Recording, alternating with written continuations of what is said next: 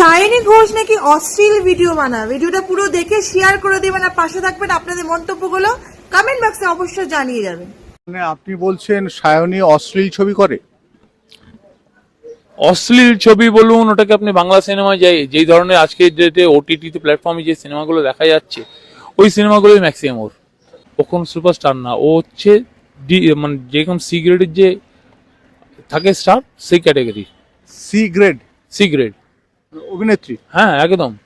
কেন আপনি দেখে নিন, এর আশেপাশে আরও আছে দু তিনটে, মানে ওর নামগুলো আর আমি বলবো না, ওই ক্যাটাগরিরই এরা আছে। এদের কাজটা হচ্ছে জামা কাপড় খুলে দিয়ে লোককে অ্যাট্রাক্ট করে সিনেমাতে নিজের ক্রাউডকে ডাকা। কার কথা বললেন? আমি সায়নীর কথা বললাম, আর কার কথা বলবো? এই সিনেমাগুলো আপনি দেখুন, প্রত্যেকটাতে মোটামুটি উপরে জামা কাপড় খুলে ফেলেছে। অভিনয়ের ক্ষেত্রে এগুলো হয় না, অভিনয় ক্ষেত্রে তো আরো অভিনেত্রী তো অভিনয় করছে, সবাইকে জামা কাপড় এইভাবে খুলে দিয়েছে নাকি?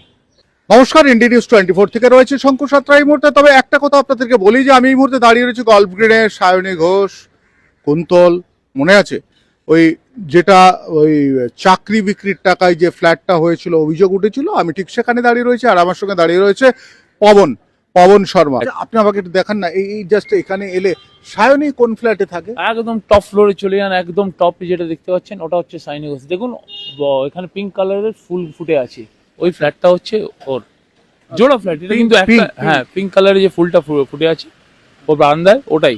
এটা কিন্তু একটা সিঙ্গেল ফ্ল্যাট না, এটা কিন্তু জোড়া ফ্ল্যাট। সামনের ফ্ল্যাটটা আছে, মানে বিল্ডিংটা পুরোটাই প্রত্যেক ফ্লোরে দুটো করে ফ্ল্যাট আছে। তো দুটো ফ্ল্যাটই, একটা ফ্ল্যাটকে স্কিম কিনেছিল ওই চুরি টাকা দিয়ে, সেকেন্ড ফ্ল্যাটটাকে হাফ নিয়ে পরবর্তীকালে স্কিম করে পুরো ফ্ল্যাটটাকে হ্যান্ড ওভার নিল কম দামের মধ্যে। কম দামে? হ্যাঁ কম দামে। কেন কি কিছুদিন আগে প্রমোটারও এসেছিল। দাদা আর কি বলবো, ওইগুলো ছেড়ে দিন, ওটা ইতিহাস হয়ে গেছে, আর বলতেও চায় না। প্রমোটারও ভদ্রলোক অসুস্থ হয়ে গেছেন, ওনার সঙ্গে একদিন দেখা হলো, উনি বললেন যা হয়ে গেছে কি করব। ওই সময় ওদের শাসন ছিল, ওরা করেছে। সায়নী চমকে এই ফ্ল্যাটটা নিয়েছে? চমকে বলবো না, ও একটা ফ্ল্যাটটাকে এমন ভাবে নষ্ট করে দিয়েছিল, সেকেন্ড ফ্ল্যাটে কোনো বায়ার ছিল না। তো বায়ার ছিল না, তো যখন প্রমোটার বেচতে পারছে না, তখন ও বলছে আপনি এটা বেচতে পারবেন না জীবনে, কারণ আমি এখানে থাকি, আমার বাড়ি এখানে, আশেপাশে সিকিউরিটি ব্যাপার আছে, আপনি ফ্ল্যাটটা আমাকে দিয়ে দিন, একটু কম্প্রোমাইজ করে। কম দামের মধ্যে নিয়েছে। আচ্ছা আচ্ছা, যখন এই বিল্ডিংটা তৈরি হয় তখন কি ওই কুন্তল এসেছিল? হ্যাঁ, আন্ডার কনস্ট্রাকশন যখন, মানে টোটাল মোটামুটি ফিনিশিং এর কাজ চলছে বিল্ডিং এ, যখন প্লাস্টার কাজ চলছে তখনই এসেছিল। এখানেই এসেছিল, বাইরে ওখানে গেছে, কোন তো গাড়ি দাঁড় করালো, দুজনে হেঁটে আসলো, হেঁটে এসে কথা বললো, বলার পরে ওরা প্রমোটারের অ্যাড্রেস নিল, প্রমোটার ওখানে গেল। সেই সময় তো ইডিও বোধহয় সায়নীকে ডেকেছিল। না, তখন ইডির ব্যাপার কোথায়, পরে যখন কেস হলো এসছে, ওরও পরে এসছে। তখন অলরেডি মানে ও ফ্ল্যাটের জন্য দুজনে এনে এসে প্রমোটারের সঙ্গে বসে ডিল করেছে। আর পরে জানতে পারলাম 20 লাখ টাকা ক্যাশ দিয়েছিল অ্যাডভান্স হিসাবে। আপনার লোকাল এরিয়া তো, মানে সায়নীর পৈতৃক সম্পত্তি কত? না দাদা, কোথায় দিয়ে পৈতৃক সম্পত্তি? কি করতো, কত বড় স্টার যে পৈতৃক সম্পত্তি হয়ে যায়? বাবা কি করতো? বাবা তো ব্রোকারি করতো। কি করতো? প্রপার্টি দালাল, মানে ব্রোকারি করতো, ভাড়া। সায়নীর বাবা? হ্যাঁ, ও তো দালালি করতো। আচ্ছা। ও সিপিএম আমলে ওই জিনিসগুলো চমকে ওই জমিনের দালালি, ফ্ল্যাটের দালালি, এগুলো করে এসছে। আর এখন কি ওর নিজের কি আছে? কত বড় বড় সিনেমা করেছে, অত বড়। ও কি ঋতুপর্ণা ঘোষ যে অত বড়? হ্যাঁ, ঋতুপর্ণা সেনগুপ্ত। ও অত বড় স্টার কি যে অত বড় আর্নিং করে নিতে পারবে? ও কোন সুপারস্টার না, ও হচ্ছে মানে যেরকম সি গ্রেডের যে থাকে স্টার, সেই ক্যাটাগরি। C grade? অভিনেত্রী? হ্যাঁ একদম। কেন আপনি দেখে নিন, এর আশেপাশে আরও আছে দু তিনটে, মানে ওর নামগুলো আর আমি বলবো না, ওই ক্যাটাগরিরই এরা আছে। এদের কাজটা হচ্ছে জামা কাপড় খুলে দিয়ে লোককে অ্যাট্রাক্ট করে সিনেমাতে নিজের ক্রাউডকে ডাকা। কার কথা বললেন? আমি সায়নীর কথা বললাম, আর কার কথা বলবো?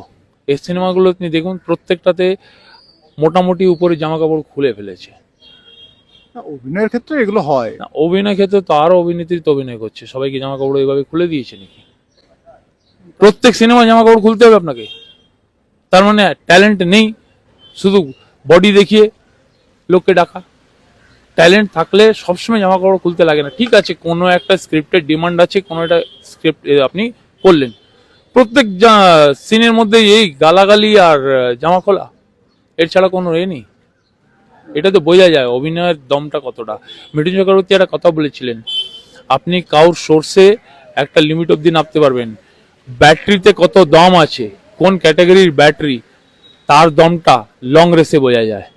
মানে আপনি বলছেন সায়নী অশ্লীল ছবি করে? অশ্লীল ছবি বলুন, ওটাকে আপনি বাংলা সিনেমায় যাই যেই ধরনের আজকের ডেটে ওটিটি প্ল্যাটফর্মে যে সিনেমাগুলো দেখা যাচ্ছে, ওই সিনেমাগুলোই ম্যাক্সিমাম ওর, যেগুলো সেন্সর বোর্ড এখানে অ্যাপ্রুভালের কোনো ব্যাপার থাকে না, পরপর রিলিজ হয়, শুধু ওই মানে কি বলবো সিক্রেট যেগুলো অ্যাডাল্ট কন্টেন্ট যেগুলো, ওইগুলোই ম্যাক্সিমাম। যাক, আমি আর এটা নিয়ে কথা বলালাম না। একটা জিনিস বলি যে সায়নী ঘোষ, তিনি এইখানে থাকেন, তৃণমূলের সাংসদ, অনেক দম ছিল, তিনি নানাভাবে কখনো মহাদেব অর্থাৎ শিবলিঙ্গে কন্ডম পরিয়ে বিখ্যাত হয়েছেন, কখনো আবার কুকথা বলেও বিখ্যাত হয়েছেন। তবে পবনবাবু যেটা বললেন, পোশাক খুলে সিনেমায় বিখ্যাত অভিনেত্রী, এটা কিন্তু অস্বীকার করবার নয়। আমি শঙ্কর রয়েছি আপনাদের সঙ্গে, ইন্ডিয়া নিউজ 24, দেখতে থাকুন।